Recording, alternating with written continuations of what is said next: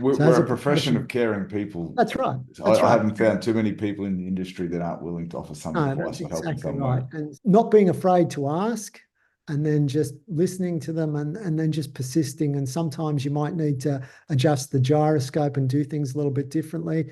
But if you persist, then the rewards will come. Welcome to How to Build a Profitable Nutrition Business. If you love nutrition and you love helping people and you want to be in the game long enough to keep doing that, then this is the podcast for you. Let's get into it.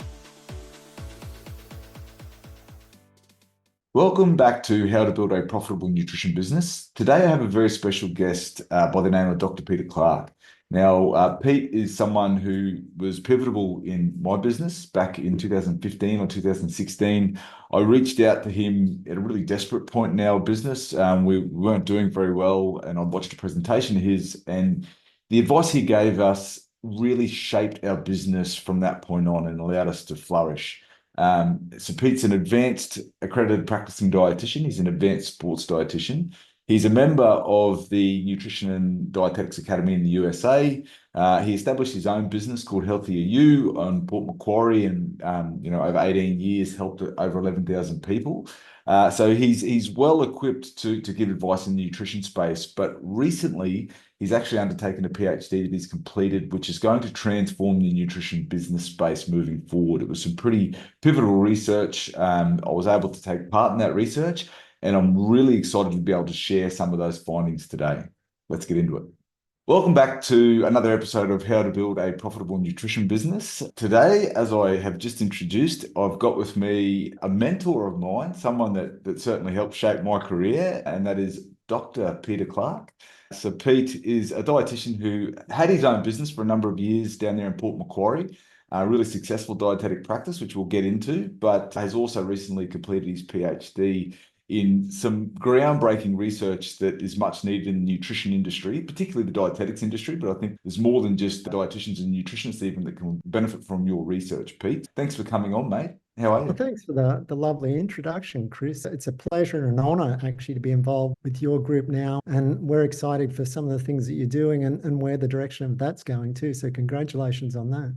Yeah, thanks, mate. It's all very exciting. I'll give a bit of background on how our paths crossed, Pete, because I did talk about this in one of our earlier episodes. I started our business in 2015 and was just head down bum up, working as hard as I could, actually flogging myself to the point of like I had kids to feed, a mortgage to pay, and I was like, I've just got to work hard, but was burning myself out at a rate of knots. And then, for whatever reason, I tuned into a presentation that the Sports Dietitian Association run, and I don't think I'd ever actually attended any webinars before, and I signed up to this one, sliding doors moment. You presented, and you presented on the statistics of your business, and it blew my mind.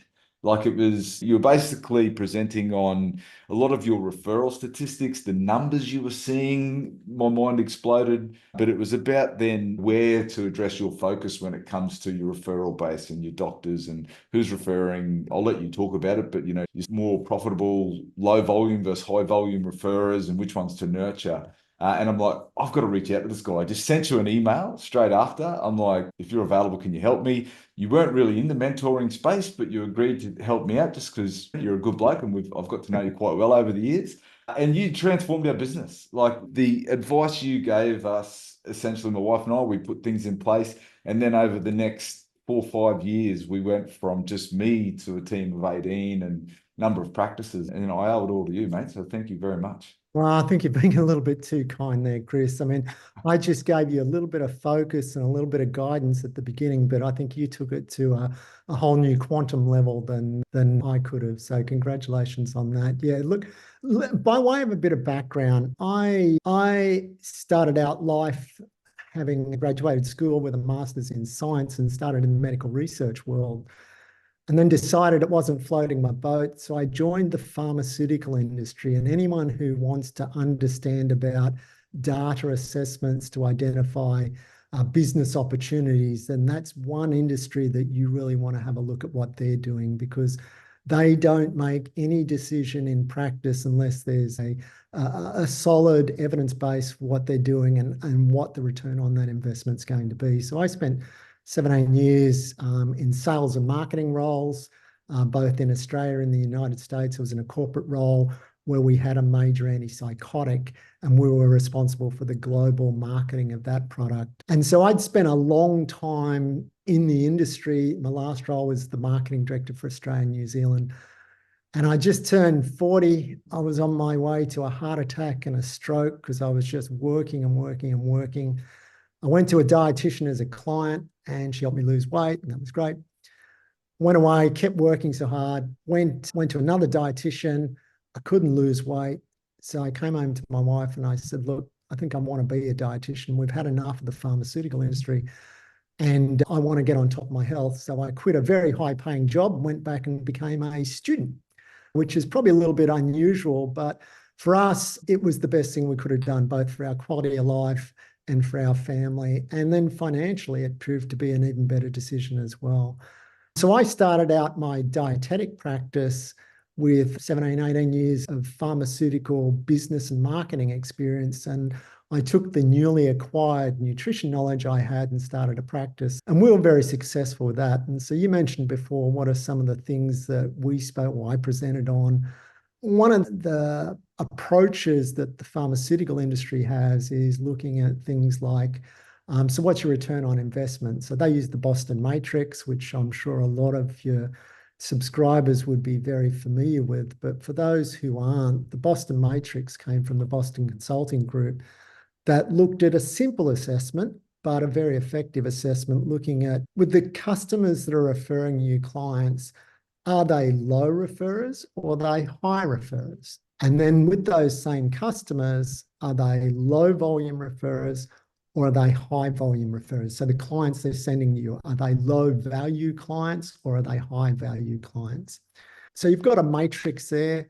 So obviously the group that everyone wants to have is the high volume, high value referrers. So these are people that refer you a lot of clients, and the clients that they refer you are valuable. They've got more discretionary income and they're able to spend more on your services. So obviously they're the group that you want to retain and make sure they're core part of your business. The opposite quadrant from that, the low volume, low value referrers. So they're people that might refer you a handful of clients, and the clients they refer you, and they may have not a lot of money and they may not be able to provide and make most of all the service you're able to provide. Those type of referrers you can, and it sounds a bit silly, you may not need to pay any attention to. Then you've got the high value, low volume referrers. They're the group that you need to focus on the most. So these are people that are sending you, the clients that they're sending you are very valuable. They've got a good discretionary income and they can spend more on services, and you can provide additional services. You may have add-on services you can provide. But at the moment, those referrers are only sending you small volumes of clients, and that's where the growth of your practice should come in. So obviously protecting the high value, high volume referrers is important. But if you want to grow your practice, then those low volume, high value referrers are the one that you want to look at. And that's what we applied to our practice. And when we did that, we saw our growth accelerate. And I know, Chris, you took that on to an even far greater degree than I did with your practice and grew it up to be, I think you were saying at one stage, $1.5 million a year turnover. And so looking at the data for your practice is the most important thing. Yeah, like you inspired me when looking at your numbers. So from your presentation, because the data's there, like we were using, it was called HealthKit, now Halaxy, and we could just pull out the CSV Excel files and put them into, I then actually learned Power BI and taught myself data on steroids because there was just so much value that we were leaving on the table. And that was the thing you taught me. It was like, I was high volume, low value. Like a lot of our work was the bulk bill Medicare. So for those that don't know what bulk billing is, the government picks up the bill, the client doesn't pay, but they don't pay us much. And you always gave me an interesting point about that. And it's like, those clients are your loss leaders. It's not that you completely ignore them, like that they can potentially come on. Yeah, and for those who don't know, loss leader is like just simple analogy. If you walk into a pharmacy or you walk past a pharmacy and they've got toilet paper on special outside, and everyone uses toilet paper and you see it's on special, then you go into the pharmacy to buy it. And while you're in there, you get your prescription, but you might get your nail polish or you might get deodorant and all those other add-ons that perhaps if the loss leader wasn't out the front may not have attracted you in. And so for me, bulk billing there's a few reasons why there's a benefit in a dietetic practice. One, it does, as you say, keep the revenue coming in. It may be low value revenue, but at least it does keep the revenue coming on. In my practice, we found that 24% of people that we bulk billed went on to become private clients. So there is clients that although you may discount the first few visits, they become ongoing or higher value clients. The other aspect is that as a dietitian, I went into the practice to help people, and I found that unless we bulk billed some people, that I couldn't enable to do that. So for certain people that we would bulk bill. But the other thing it does is once someone gets into your practice, if they've had a success, then they become your biggest mouth voice. Okay, so all the promotion we do individually as practitioners in advertising our services, whether it be through social media or direct marketing, all those things are superseded by the word of mouth.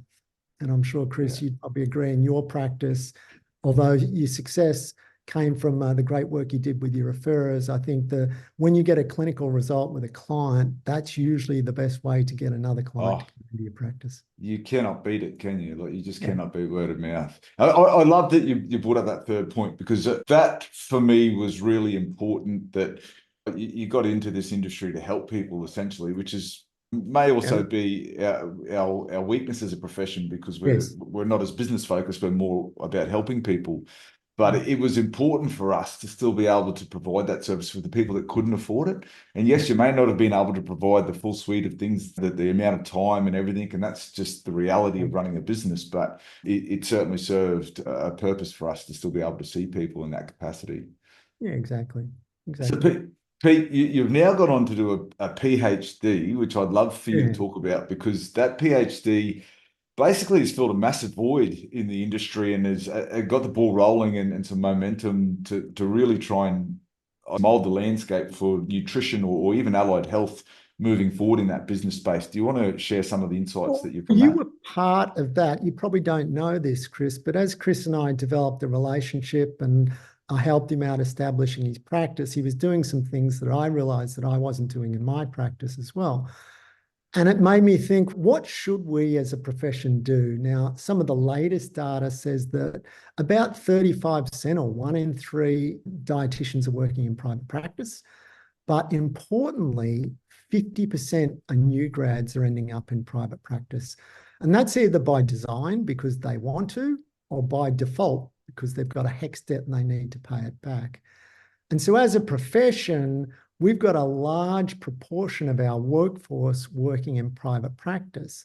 Now, 9 in 10 Australians suffer from a chronic disease, and nutrition is a major modifiable determinant to overcoming chronic diseases. So we do a great job in practice at being able to prevent chronic disease. But unfortunately, as a profession, there's no standardized way of operating a private practice. Now, we get trained at university or educated at university, I should more aptly say, on the basic fundamentals of the Australian dietary guidelines. And as a profession, we're very good at implementing those. And I'll talk a little bit later on about some of our studies. One of our studies clearly demonstrated that. But where as a profession we aren't so good is standardized approaches to our business metrics and what's some of the data that we should capture.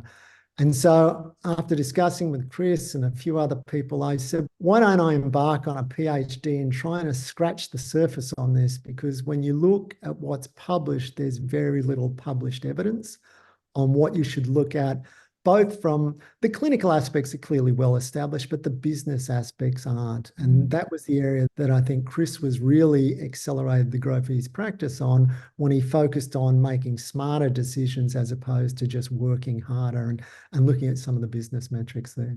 Yeah, well, thanks, Pete. I knew I took part in the research. I didn't know I had much more of a role. Well, So, do you know what? Success has many failures and orphans. So because I got the PhD, we can talk about how much you're involved. But so, in all seriousness, it's the observation of what others do, which was what I was interested in. I knew my little geography in Port Macquarie, which is like a 50-kilometre radius from a small country town in mid-north coast of New South Wales.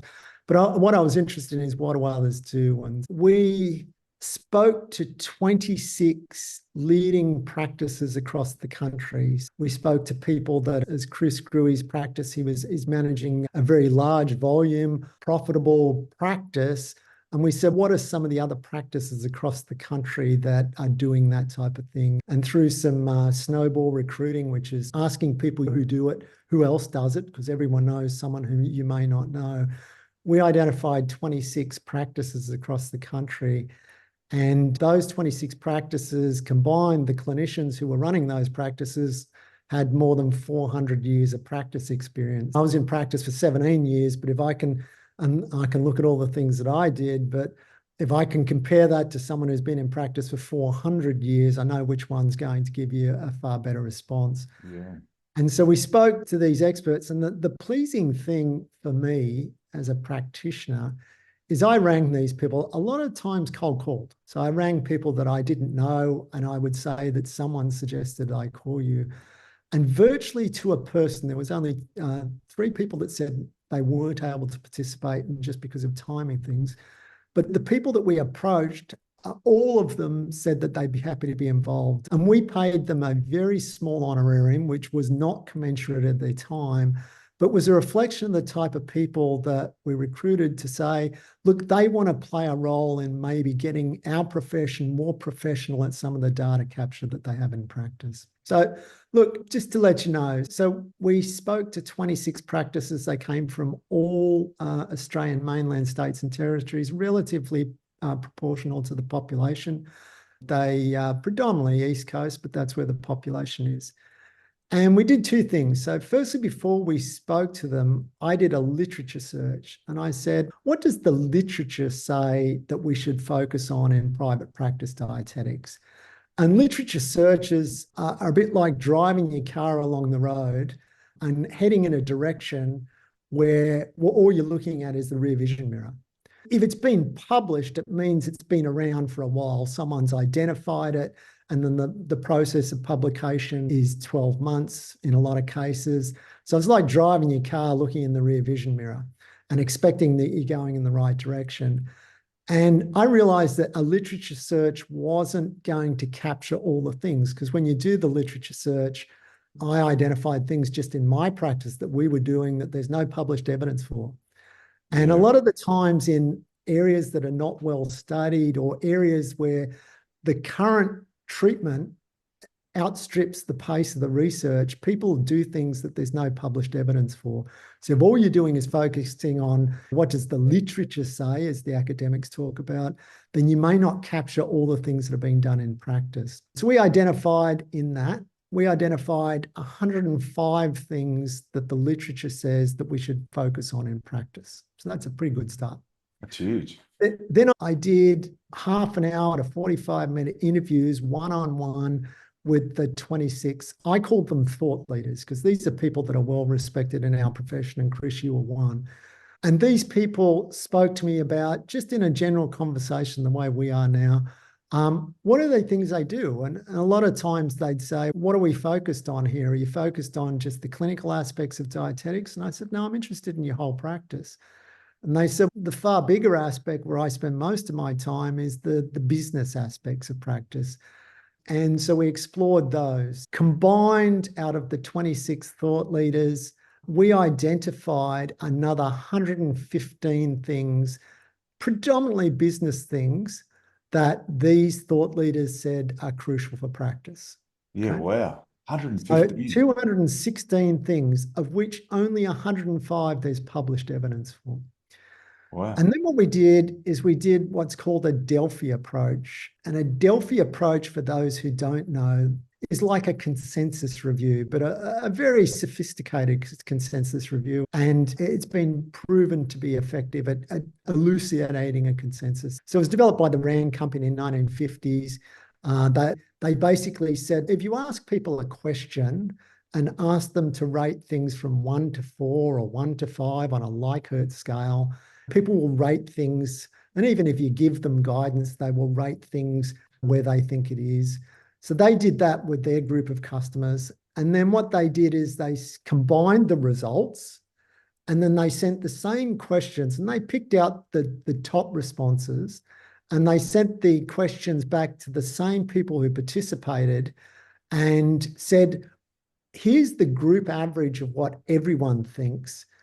Do you think you would still rate that? So you might have been asked something where you rated it as a 5, which is a high. And when you get the group average back as a result, the group average might have rated it as a 2. And you go, maybe in reflection, maybe I've been a little bit too kind because everyone else is thinking a 2. And the converse is true too. So some of the people who rated it a 2 might decide to rate it a 4. And so if you do that consensus review twice with the same process, you develop an evidence-based consensus, and that's what we did. So we took those 216 items down. After the first round, there was about 152 of those that still remained.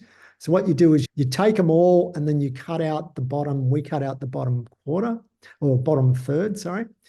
And then you focus on, in the second round, you focus on the top 20%.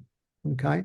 So if someone achieves a rating that is agreed upon by the vast majority of your customers, so that means that more than 80% of your customers have agreed, or 80% of the people involved in the survey had agreed these are things that we should focus on, then that is considered a consensus amongst those. So we identified out of that approach, we identified taking 216 items down to 78.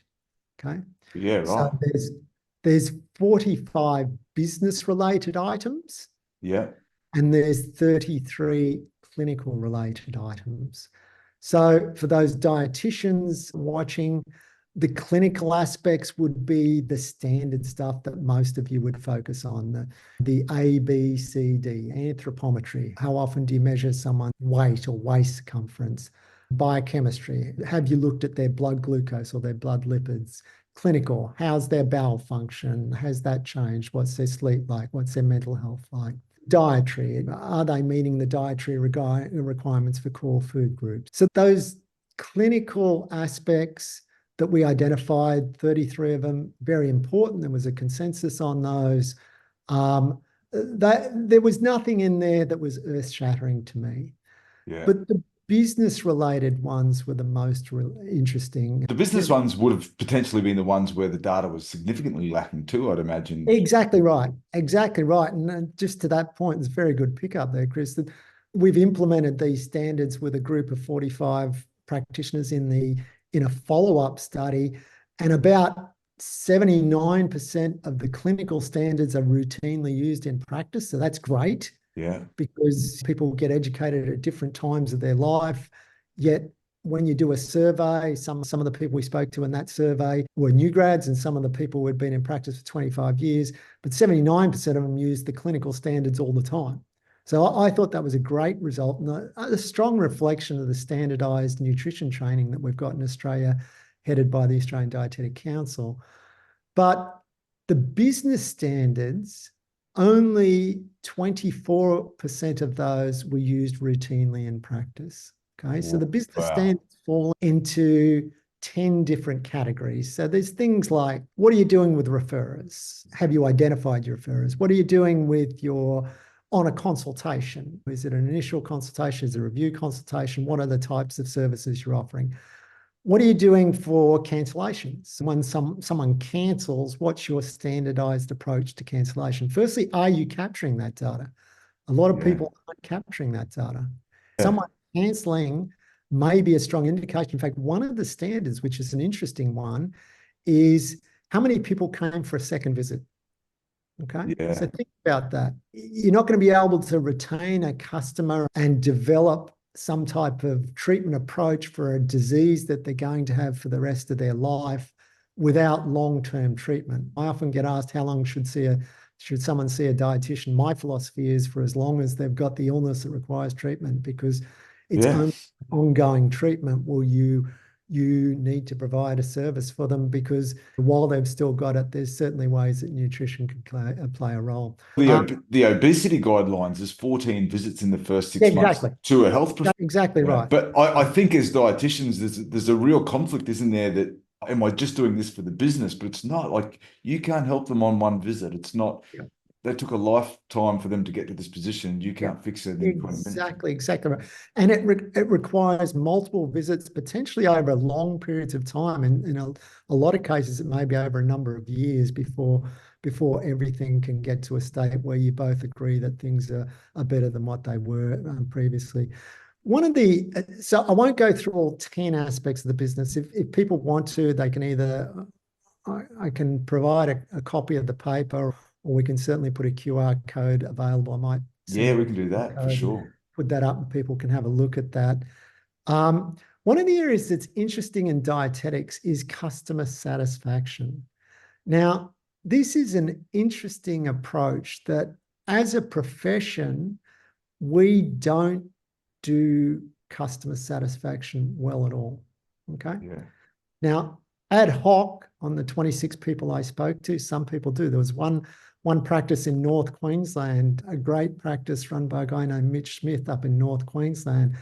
And he has a simple measure of customer satisfaction, which is after every new client visit, he gets his admin to ring them up and say, you've been to an initial visit with us. You may or may not have another appointment booked, but would you refer us to a friend of yours? Not asking him to do it, but saying, based on your experience, did you consider it worthy that you would talk to someone else about us? And I thought that was a very powerful way, a simple way. If someone says, hey, look, you guys were great. I've got another appointment booked next week. And yeah, sure, I'm talking to my friends about this because I really thought you're great. Well, that's a positive result. But you might also get the opposite, which is, would I refer to my friend? Look, you guys were good, but I probably wouldn't refer to a friend. And I think that to me speaks volumes about the service you provided. And so certainly customer satisfaction is an area. And in fact, one of the recommendations of my PhD was that someone should undertake a PhD looking at satisfaction metrics across different professions, whether they be health professions or whether they be outside of health, because we can learn a lot from the pharmaceutical industry. What do they do with customer satisfaction and client satisfaction?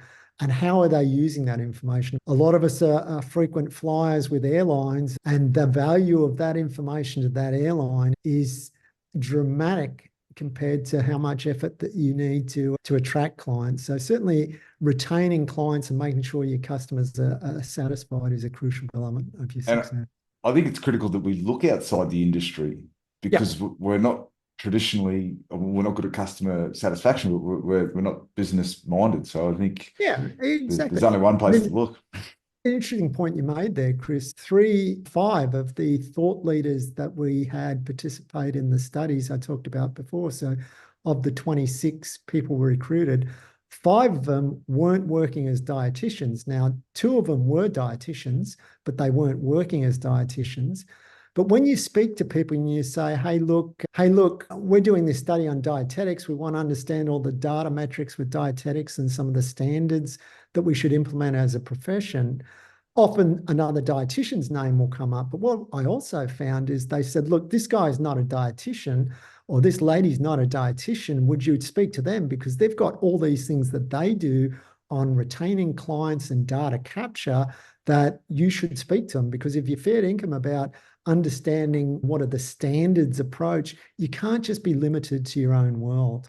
And in the same way that I used to and still do go to the American Dietetic Association meeting every couple of years, is just to say, hey, look, take yourself out of your comfort zone, go somewhere else where they don't have managed structured care the way that we do in Australia and universal healthcare, and have a look at what's happening in other countries and see if there's things there that you can cherry pick. Some of it you won't, Some of it is just, it's not relevant, but there'll be other things that you might. And so looking outside your field is certainly a very important aspect. Yeah, 100%. And so what other key findings, if you pick the top three, if we talk about customer satisfaction, what would the next two be, Pete? Yeah, I think it may sound obvious to you and I, Chris, because we are a bit business focused by nature, but just examining your finances, not just the top line, but the bottom line. And how's that been driven? Is it being driven by people coming along to your service once and trying you, which might look like the top line's going okay because a lot of people are coming in, but are they retaining, and what type of retention are you getting with those types of people? And how does that impact both the top line and the bottom line? It may also, in tough times, certainly when things were happening around COVID, if you've got a good understanding of your costs of doing business, then if things suddenly change, then you know exactly where you can perhaps trim to make sure that you maintain your profit. And that's certainly an aspect that a lot of people, by nature, they may be interested in, but don't just leave it to your accountant to tell you how you've done. You need to have a good grasp of those types of things overall. Yes. So I think they're different things that you can do. Probably the last thing I'd say, and it relates to a point you made when we first started, was the importance of business mentorship. Okay. Yeah. Now, all of us who become dietitians, we have brilliant nutrition knowledge, and some of us by nature are great at business as well. But what I found with these thought leaders that participated in the study was that most of them had a business mentor or a business coach, okay? And that person may or may not know anything about dietetics, okay? Now, when I worked with you, Chris, I knew enough about dietetics and business that I could help you out.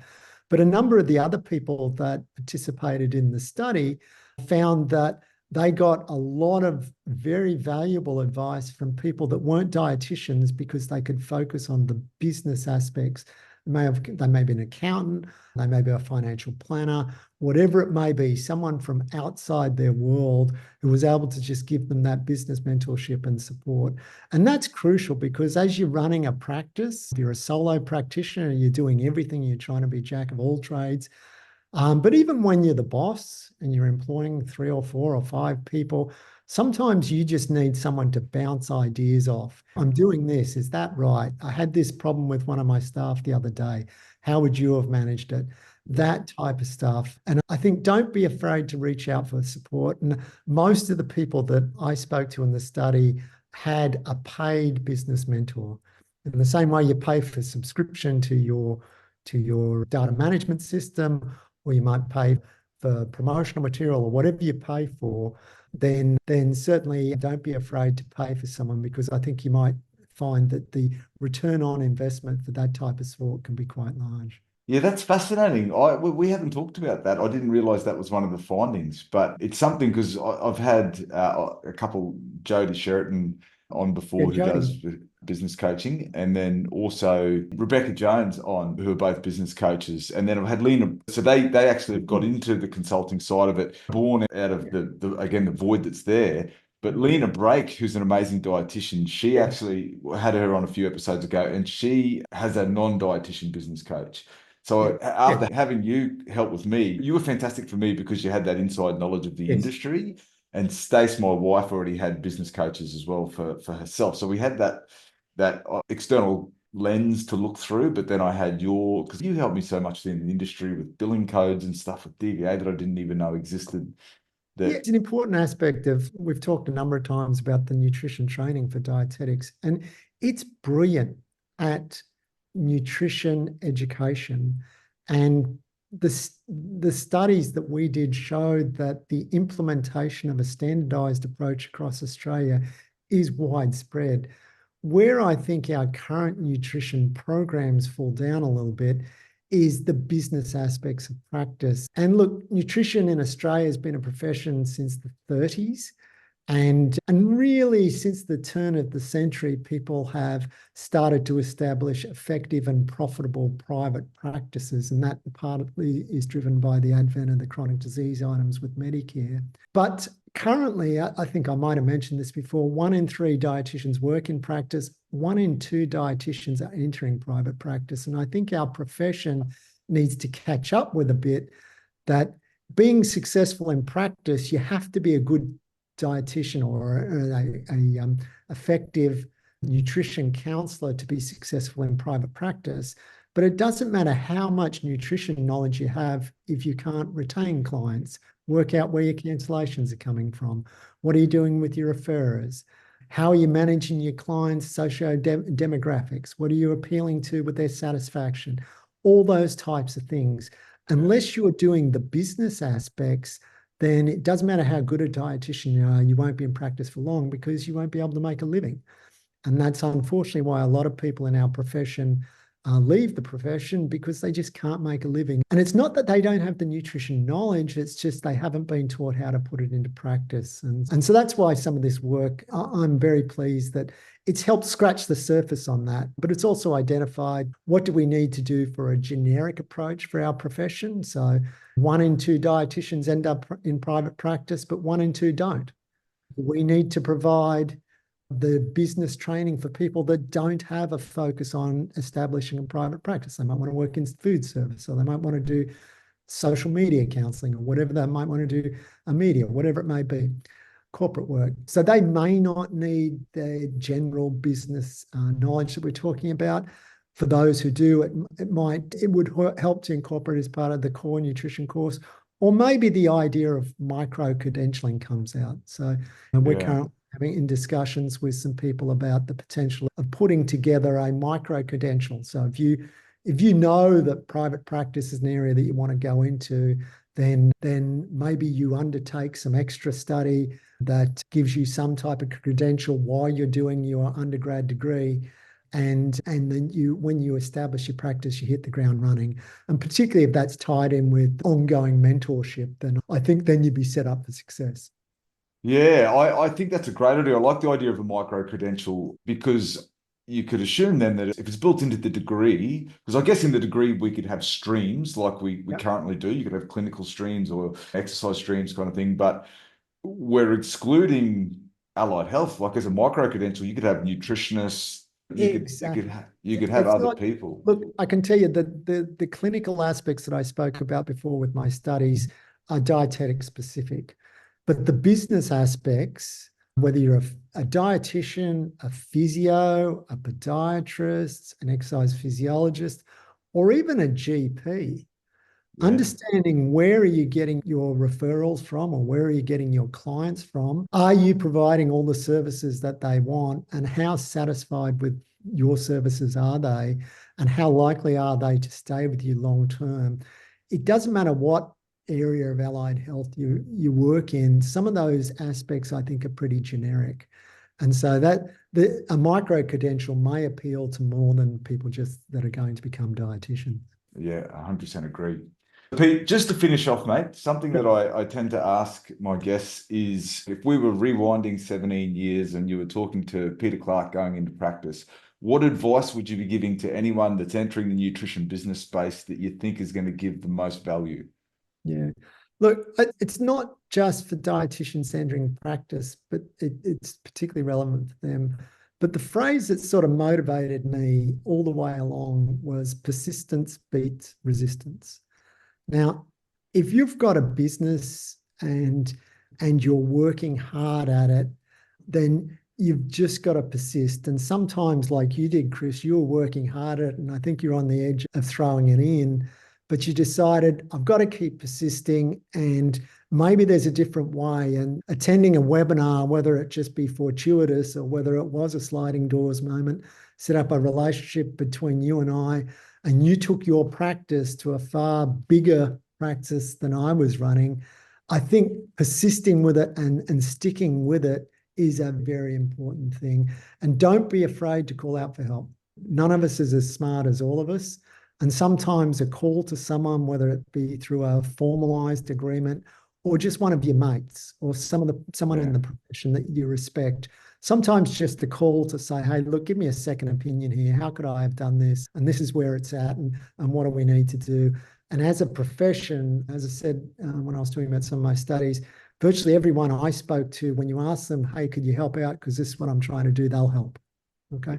We're a profession of caring people. That's right. I haven't found too many people in the industry that aren't willing to offer some advice or help in some way. And not being afraid to ask, and then just listening to them, and then just persisting. And sometimes you might need to adjust the gyroscope and do things a little bit differently.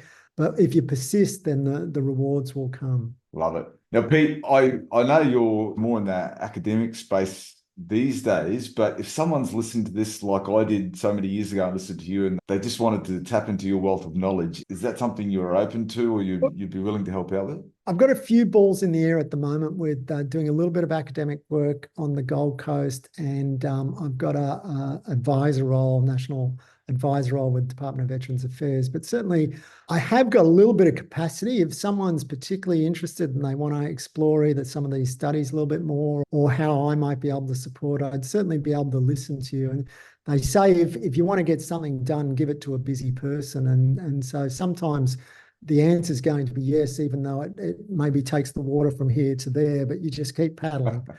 And so you get it done. But yeah, sure. More than happy to help out anyone who thinks I could add value.